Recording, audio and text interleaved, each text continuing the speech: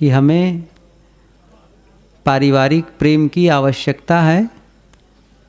जिस परिवार और समाज में रहते हैं वहाँ लोगों के बीच रहते हैं, लोगों के साथ रहते हैं, और यह आवश्यक है उन लोगों के साथ प्रेम और विश्वास का संबंध हो। जिन लोगों के साथ रहें आपस में मनमुटाव हो, संघर्ष हो, यह अच्छा जीवन नहीं है। अच्छा जीवन तो वह है जिन लोगों के साथ रहें, एक दूसरे को देखकर प्रसन्नता का अनुभव करें।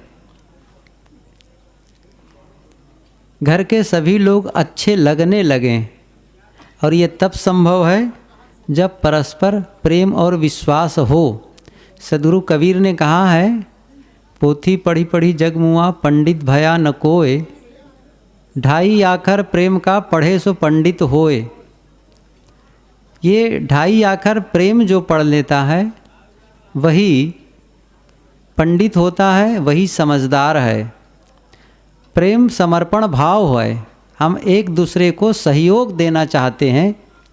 प्रेम में कुछ लेने की भावना नहीं होती है। प्रेम में दो विशेषता होती है। एक तो उसको देने की क्षमता बढ़ जाती है, और दूसरी बात है वो कुछ चाहता नहीं है, लोगों से कुछ भी नहीं चाहता है और स्वयं देना चाहता है। यही है प्रेम। जो कुछ चाहता है हमें मिले, वो प्रेम नहीं है फिर।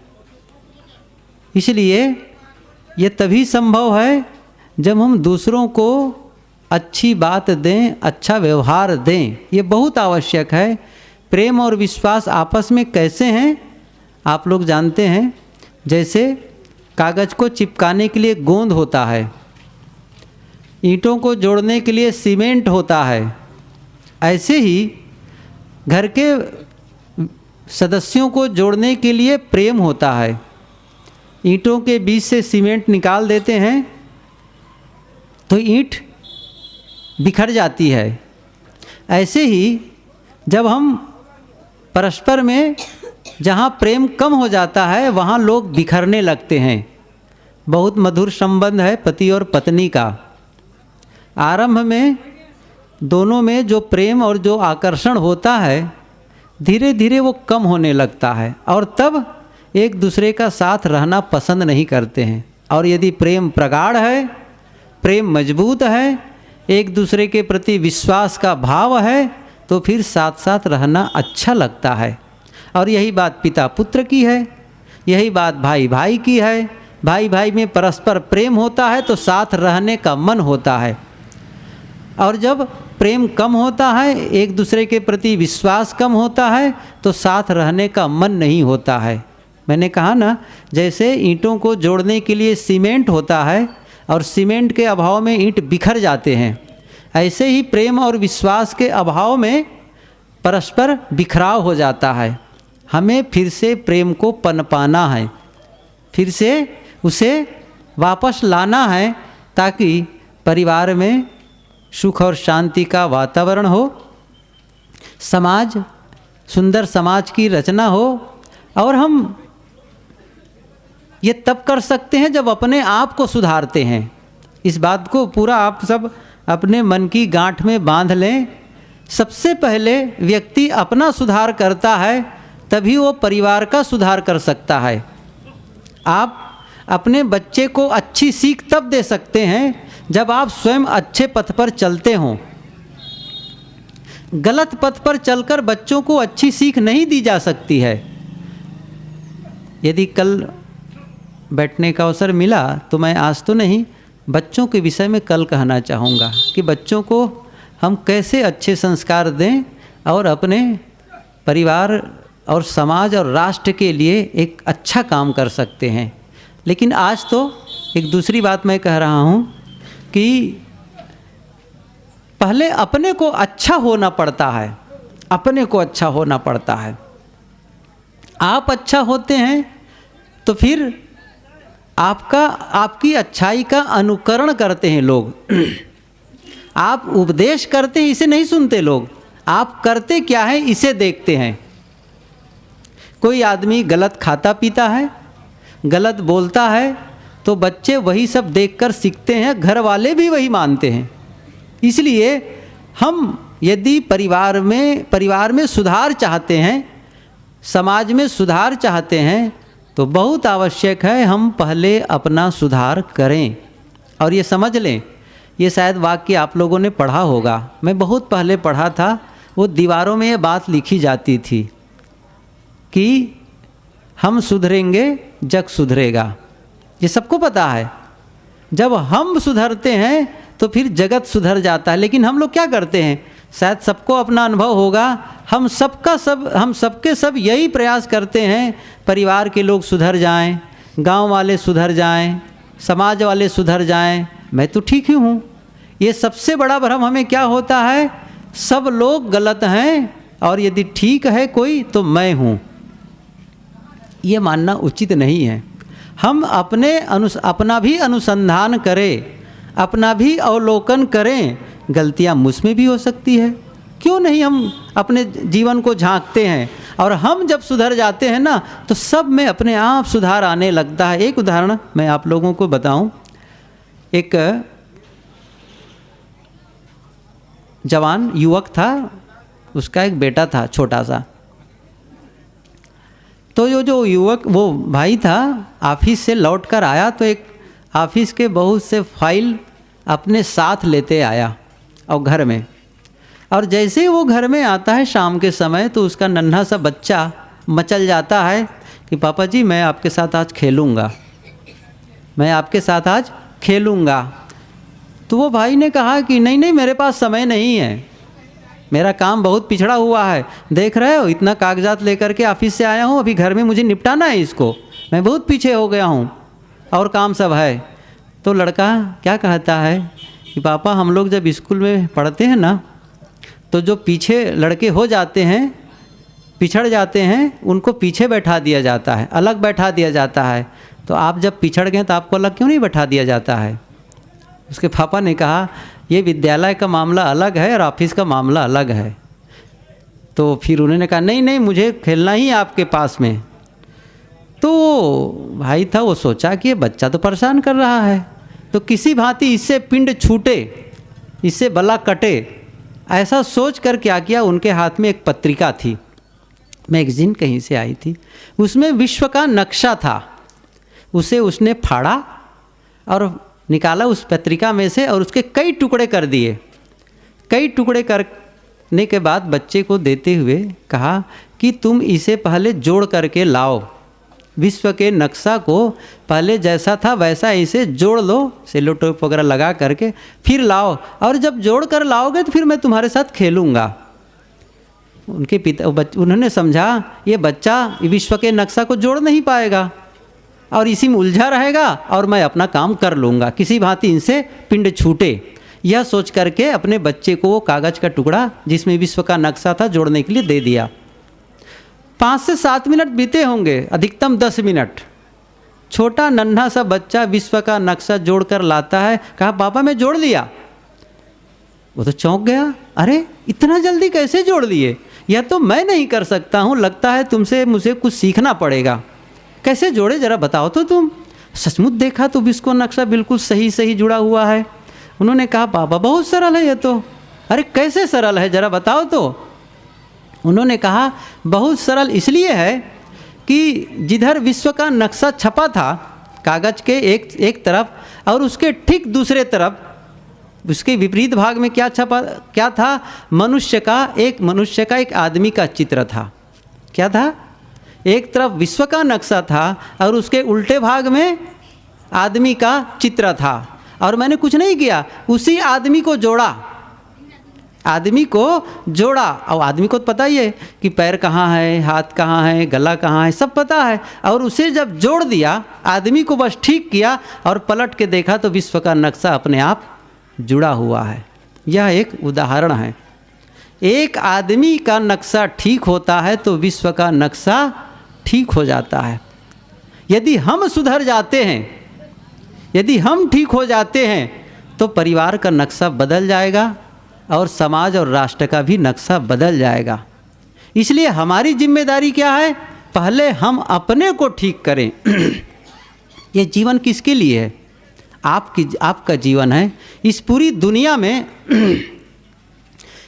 दुनिया में आपके लिए सबसे ज़्यादा मूल्यवान क्या है? सबसे ज़्यादा मूल्यवान, आप कभी भी गंभीरता से सोचेंगे ना इसमें तो पता चल जाएगा। इस पूरी दुनिया में यदि कोई सबसे ज़्यादा मूल्यवान हमारे लिए है तो वह है हमारा जीवन। इससे बढ़कर के कुछ नहीं है। आपका जीवन है और आप इस जीवन को अच्छा बनाने के लिए आप ही जिम्मेदार हैं। इस जीवन को खराब करने के भी जिम्मेदार आप हैं। ये ध्यान दीजिए, इस जीवन को अच्छा बनाना है कि खराब बनाना है, चुनाव आपके हाथ में है। और इसे इतना बढ़िया जीवन है जिसे भाग्य के भरोसे नहीं छोड़ना चाहिए और नहीं भगवान के भरोसे छोड़ना चाहिए। भगवान जब चाहेंगे तब ठीक हो जाएगा, भाग्य में होगा तो जीवन ठीक हो जाएगा, ये बिल्कुल गलत मानना है। ना इसे भगवान के भरोसे छोड़ना है, न संयोग के भरोसे छोड़ना है, न भाग्य के भरोसे छोड़ना है। आप अपने जीवन के निर्माता हैं, आप इसके शिल्पकार हैं। आप जैसा चाहें वैसा बना सकते हैं, ये तय है। एक पहाड़ी, जैसे हम लोग आज उधर गए थे, बढ़िया पहाड़ी, एक मंदिर बना हुआ है, बाहर सिपाही है, ऐसी ऊंची जगह थी। तो वहाँ एक संत रहते थे। वो संत बड़े ज्ञानी थे और कहा जाता था कि वो सभी के प्रश्नों का उत्तर, कोई भी प्रश्न करता उसके सामने जाकर सबका उत्तर दे देता। तो गांव के 2 लड़के मन चले, थोड़ा से तेज तर्रार, कहा कि हम लोग सुनते हैं कि सारे प्रश्नों को उत्तर देते, जरा आज पता लगाते हैं। तो क्या गए, चले और रास्ते में एक पक्षी के घोंसला से एक छोटा सा पक्षी का बच्चा निकालते हैं और उसको ले चले। एक चिड़िया हाथ में पकड़ते हैं और वहीं गए उस संत के पास और जाकर कहते हैं, हमने सुना है कि आप सारे प्रश्नों का उत्तर देते हैं, ज़रा बताएं ये जो हमारे हाथ में चिड़िया है ये मर गई है कि जिंदा है? क्या पूछते हैं? ये जो हमारे हाथ में चिड़िया है यह मर गई है कि जिंदा है? तो ज्ञानी ने कहा, उस संत ने कहा कि बेटे, यदि मैं इसे कहता हूँ कि जिंदा है, तुम क्या करोगे? हाथ को जोर से दबा दोगे और क्या होगा? चिड़िया मर जाएगी।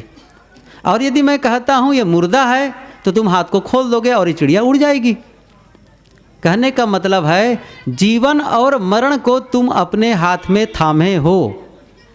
उन्होंने कहा जीवन और मरण को तुम अपने हाथ में थामे हो। इसको मैं इस ढंग से कहता हूँ, सफलता और असफलता हमारे हाथ में है। जीवन में आप सफल होना चाहते हैं तो हो सकते हैं और असफल होना चाहते हैं, होते ही हैं। यदि आप सफल होना नहीं चाहते, सफलता के लिए प्रयास नहीं करते, तो असफलता तो अपने आप है। असफलता के लिए मेहनत करने की कोई ज़रूरत नहीं है, वो तो अपने आप होना है।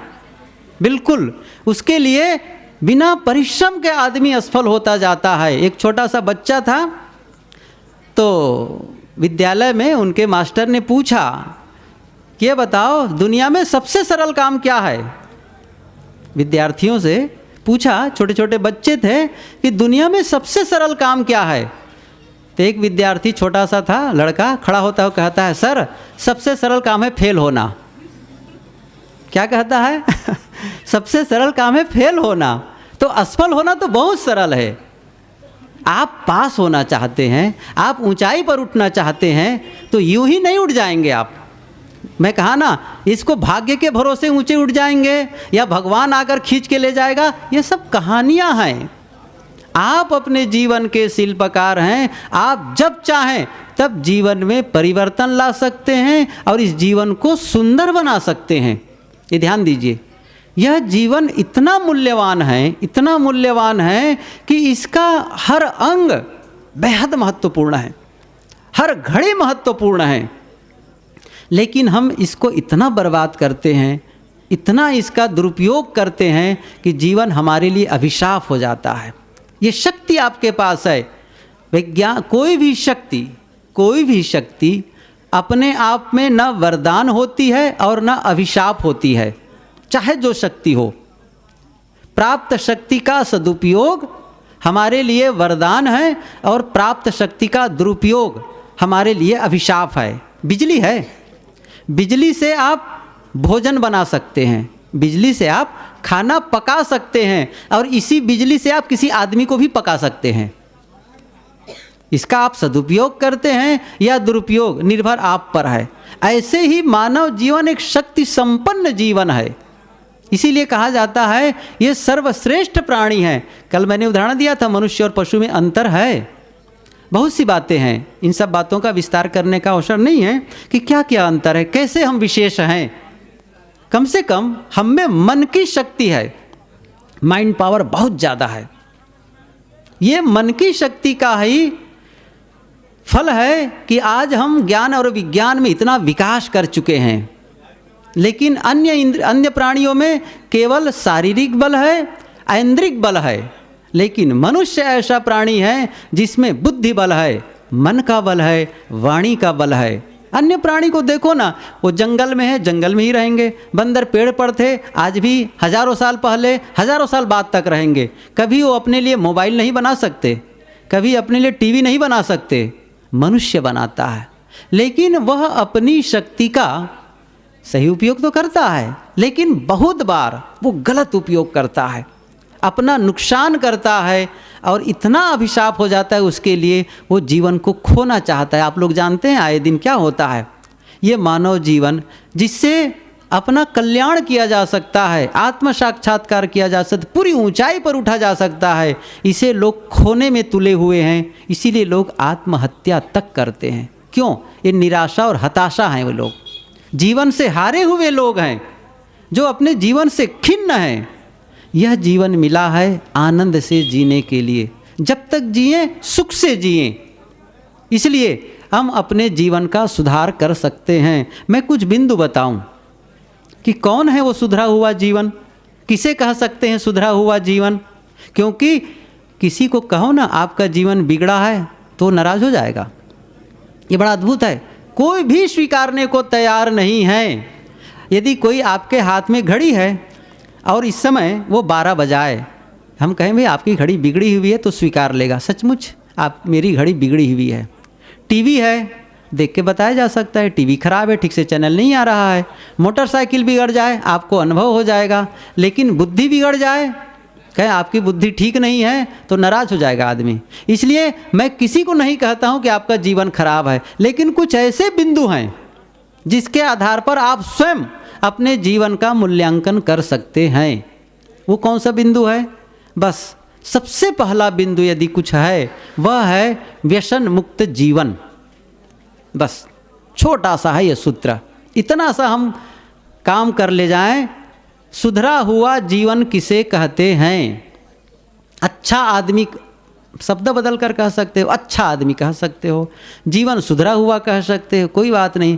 पहला यदि बिंदु है व्यसन मुक्ति जीवन, जिसके जीवन में कोई दुर्व्यसन नहीं है,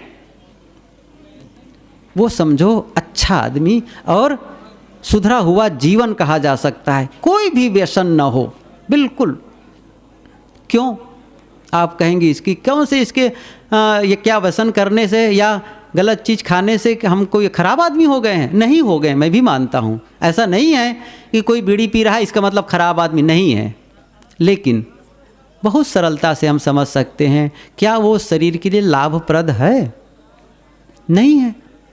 जो हमारे शरीर के लिए लाभप्रद नहीं है, जो हम नहीं चाहते कि हमारे बच्चे इसको स्वीकारें।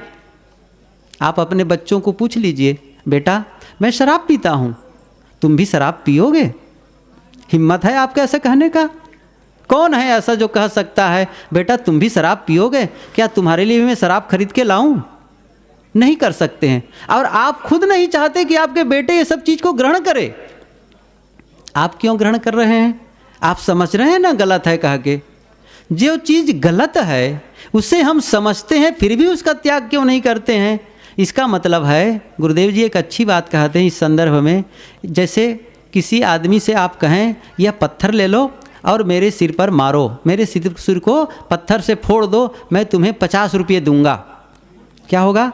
मैं तुम्हें 50 रुपये देता हूँ, ये पत्थर ले लो मेरे सिर को फोड़ दो। हम कहेंगे कैसा पागल है ये, पैसा दे रहा है अपना सिर फोड़वाने के लिए। हम लोग भी लगभग यही गलती करते हैं, गलत चीज़ खरीदते हैं और उसी से अपना स्वास्थ्य का नुकसान करते हैं। बड़ा अद्भुत है ये। एक उदाहरण बताऊं, यहाँ से पढ़े लिखे लोग बैठे हुए हैं।